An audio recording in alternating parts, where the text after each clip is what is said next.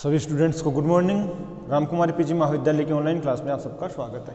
अपन topic पढ़ रहे थे बीए पार्ट सेकंड का मत्स्य पालन, और उसमें अपन ने मत्स्य व्यवसाय हेतु अनुकूल दशाएं ये देख रहे थे, और उसमें कंप्लीट हो चुके थे अपने 7 पॉइंट। अगला पॉइंट लिखो, नवीन वैज्ञानिक उपकरण। नवीन वैज्ञानिक उपकरण जब आधुनिक उपकरण हो गए उतना ही आसान मछलियों को पकड़ना होगा। देखो इसमें नवीन वैज्ञानिक उपकरण पॉइंट है 8वां।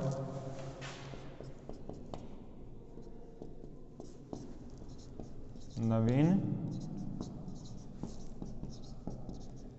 वैज्ञानिक उपकरण।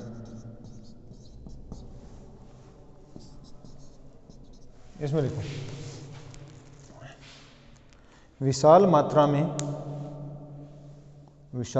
में मछलियां पकड़ने के लिए आधुनिक जाल,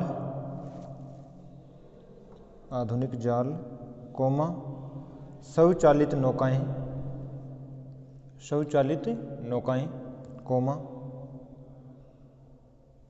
स्टीमर आदि की आवश्यकता होती है।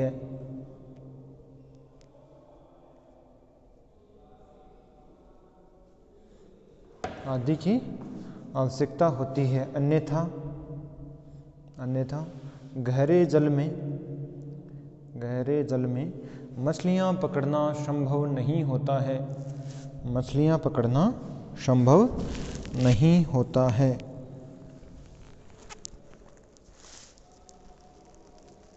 अगला पॉइंट, शीत भंडारों की व्यवस्था, जिससे क्या ना मछलियाँ जल्दी खराब होती हैं। तब शीत भंडारों की व्यवस्था हो तो उसमें मछलियों को लंबे समय तक रख पाते हैं। 9वां पॉइंट, शीत भंडारों की व्यवस्था।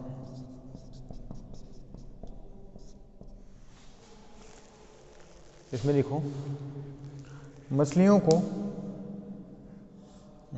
को शीघ्र खराब होने से बचाने के लिए शीत भंडारों की सहायता से उसे लंबे समय तक सुरक्षित रखा जा सकता है।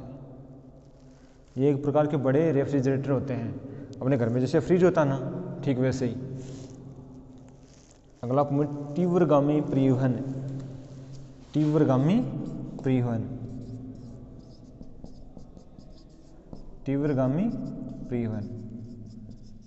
इससे भी मछलियों को खराब होने से बचाते हैं कि जिस स्थान पर मछलियों की आवश्यकता है वहाँ तीव्रगामी परिवहन के माध्यम से जल्द खाद्य पदार्थ को पहुँचाया जा सके। इसमें लिखो, मत्स्य उत्पादक क्षेत्रों से खपत या उपभोक्ता क्षेत्रों तक मछलियाँ पहुँचाने के लिए सस्ता एवं तीव्रगामी परिवहन साधन सुलभ होना चाहिए, जिससे मांग क्षेत्रों का विस्तार होने से मत्स्य उद्योग को प्रोत्साहन मिल सके।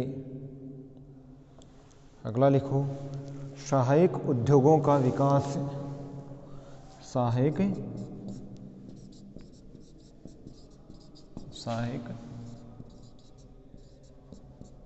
उद्योगों का विकास। तो सहायक उद्योगों का विकास क्यों आवश्यक है? जैसे मछलियां हैं वो सिर्फ एक खाद्य पदार्थ के रूप में ही काम नहीं आती, मछलियाँ खाने के रूप में काम में आ रही हैं, उसके बाद में उसकी खाद बनती है, मछलियों से तेल बनता है। जैसे अनेक प्रकार के सहायक उद्योग जितने अधिक होंगे उतना ही इनका उत्पादन बढ़ेगा। इसमें लिखो मत्स्य पकड़ने वाले, मत्स्य या मछलियाँ पकड़ने वाले, मत्स्य पालन करने वाले या मछलियाँ पकड़ने वाले एवं संग्रहण क्षेत्रों में, एवं संग्रहण क्षेत्रों में मछलियों से संबंधित, मछलियों से संबंधित सहायक उद्योगों का विकास, सहायक उद्योगों का विकास होना अति आवश्यक है, होना अति आवश्यक है। मछलियों को सुखाकर,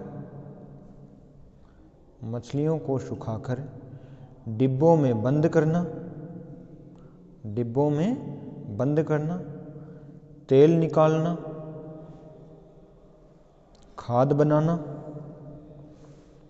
आदि सहायक उद्योगों का, आदि सहायक उद्योगों का विकास होने से, विकास होने से स्थानीय मांग में वृद्धि होती है, स्थानीय मांग में वृद्धि होती है, जिससे, जिससे मत्स्य व्यवसाय को, जिससे मत्स्य व्यवसाय को प्रोत्साहन मिलता है, मत्स्य व्यवसाय को प्रोत्साहन मिलता है। अगला हेडिंग लिखो मछली की प्रजातियां,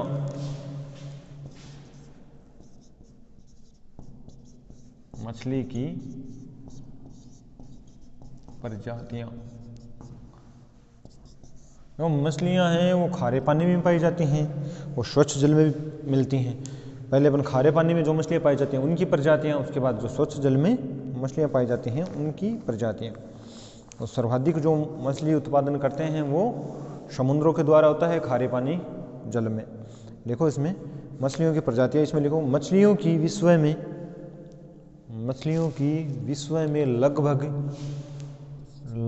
40,000, 40,000 40,000 प्रजातियां पाई जाती हैं, पाई जाती हैं, जिन्हें मुख्य रूप से, जिन्हें मुख्य रूप से दो वर्गों में रखा जा सकता है, रखा जा सकता है। अब पहला हेडिंग लिखो आप, खारे पानी में, खारे पानी में पाए जाने वाली मछलियाँ, खारे पानी में पाए जाने वाली मछलियाँ।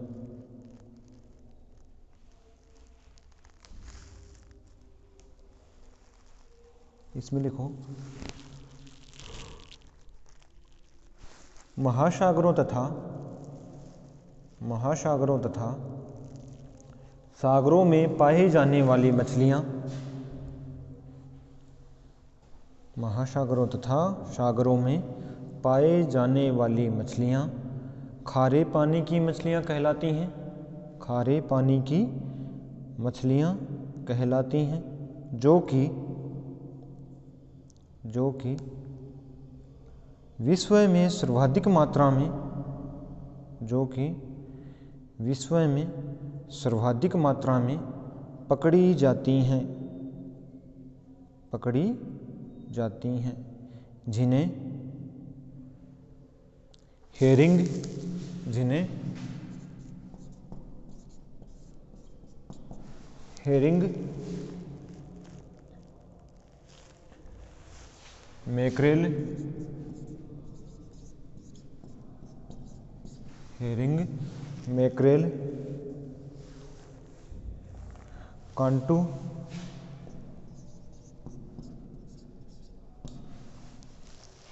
कांटू,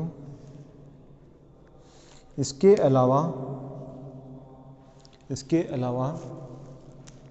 sardine, sardine, pilchard,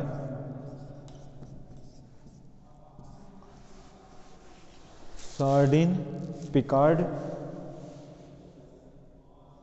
ब्रिसलिंग,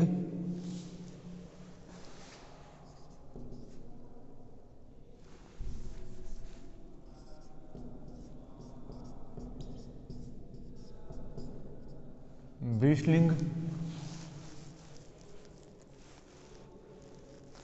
tuna, tuna, brisling, tuna, हेंडोक,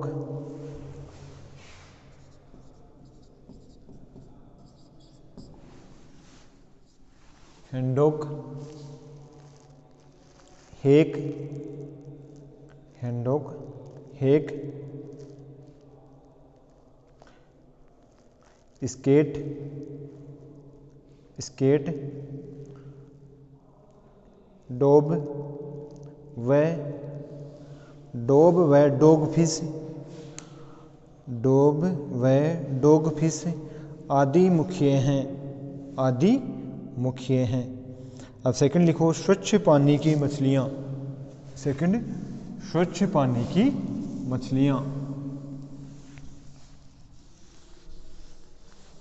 स्वच्छ पानी की मछलियाँ, इसमें लिखो महासागरों तथा, नहीं इसमें स्वच्छ पानी की मछलियाँ।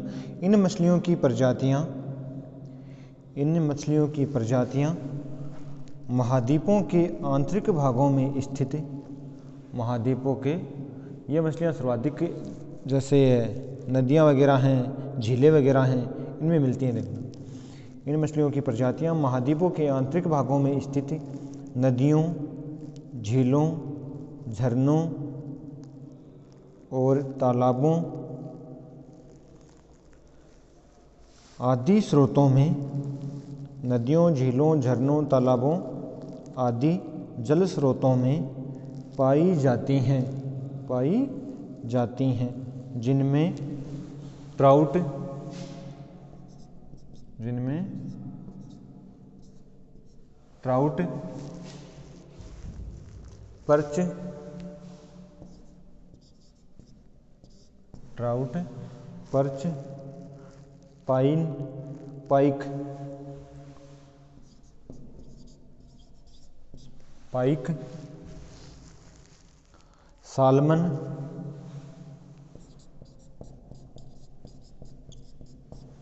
सालमन, स्टर्जन,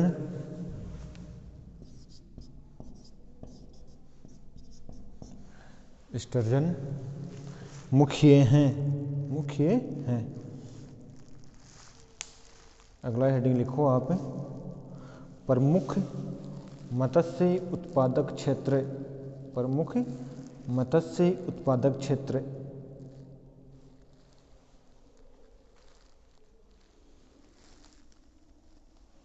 प्रमुख मत्स्य उत्पादक क्षेत्र। अब देखो, प्रमुख मत्स्य उत्पादक क्षेत्र हैं जो मैंने आपको बताया था। वैसे तो समुद्रों में मछलियाँ देखने को मिलती हैं, समुद्रों के तटों पर हैं, नदियों में हैं, यहाँ पर मछलियाँ देखने को मिलेगी। लेकिन प्रमुख मत्स्य उत्पादक क्षेत्रों में अपन समुद्रों में भी निश्चित एक ही क्षेत्र है, जैसे गर्म और ठंडी जलधाराएं दोनों जहाँ पर मिलती है ना, वहाँ पर सर्वाधिक मछलियाँ देखने को मिलेंगी। यहाँ इसमें लिखो आप, यूँ तो भूतल पर सर्वत्र ही मतलब सब जगह ही समुद्र तटों, उथले एवं गहरे सागरों में कुछ न कुछ मछलियाँ पकड़ी जाती हैं, कुछ न कुछ मछलियाँ पकड़ी जाती हैं, लेकिन मछलियों का अधिकतम व्यापारिक एवं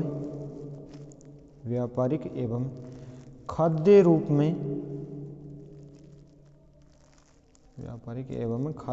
में उत्पादन विश्व के शीतोष्ण एवं शीत कटिबंधीय प्रदेशों में होता है। शीतोष्ण एवं शीत कटिबंधीय प्रदेशों में होता है। विश्व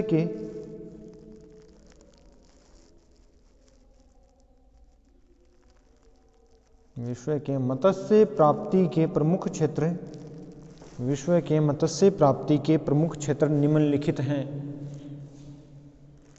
मत्स्य प्राप्ति के प्रमुख क्षेत्र निम्नलिखित हैं।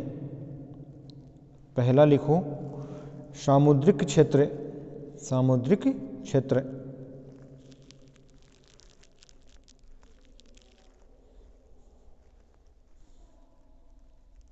उत्तरी अटलांटिक महासागर के मत्स्य क्षेत्र,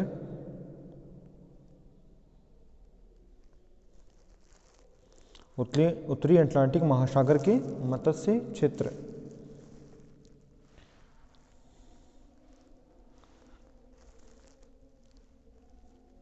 सेकंड, उत्तरी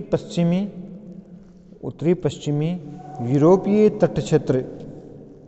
यूरोपीय तट क्षेत्र। नेक्स्ट, उत्तरी अमेरिका का उत्तरी पूर्वी क्षेत्र। उत्तरी अमेरिका का उत्तरी पूर्वी तट क्षेत्र। नेक्स्ट, उत्तरी प्रशांत महासागर के उत्तरी प्रशांत महासागर के मत्स्य क्षेत्र। अगला, उत्तरी अमेरिका का उत्तरी पश्चिमी तट क्षेत्र। उत्तरी अमेरिका का उत्तरी पश्चिमी तट क्षेत्र। अगला, एशिया का उत्तरी पूर्वी तट क्षेत्र। एशिया का उत्तरी पूर्वी तट क्षेत्र। अगला, अंतःस्थलीय तट क्षेत्र। अंतःस्थलीय तट क्षेत्र। अब आप हेडिंग लिखो उत्तरी पश्चिमी यूरोपीय तट क्षेत्र। उत्तरी पश्चिमी यूरोपीय तट क्षेत्र। अब अगर आपने कक्षा 11 में और फर्स्ट ईयर में फिजिकल ज्योग्राफी में महासागरीय धाराएं अगर पढ़े हैं ना ढंग से, तब तो आपको ये टॉपिक बहुत ही अच्छे तरीके से समझ में आ जाएगा। अगर नहीं पढ़ी हैं तो महासागरीय धाराएं एक बार फिर पढ़ लेना, क्योंकि महासागरीय धाराएं अपन पढ़ते हैं तो उसमें अपन ठंडी और गर्म जल धाराएं पढ़ते हैं। ध्रुव की तरफ से जो भी धाराएं आती हैं वो ठंडी हैं, भूमध्य सागर से जो भी धाराएं चलती हैं जिन भी तटों के सहारे, वो कौन सी धाराएं हैं? गर्म जल धाराएं। और ये दोनों जहाँ भी आपस में मिलती हैं वहाँ मछलियों के लिए उपयुक्त क्षेत्र बनते हैं। तो पहला लिखो आप उत्तरी पश्चिमी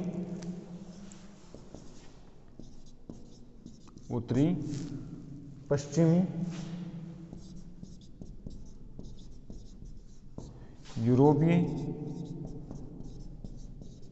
तट क्षेत्र। उत्तरी पश्चिमी यूरोपीय तट क्षेत्र। उत्तरी पश्चिमी यूरोपीय तट क्षेत्र। और आज के लिए इतना काफ़ी। ये है वो अपन देखते हैं कल। धन्यवाद।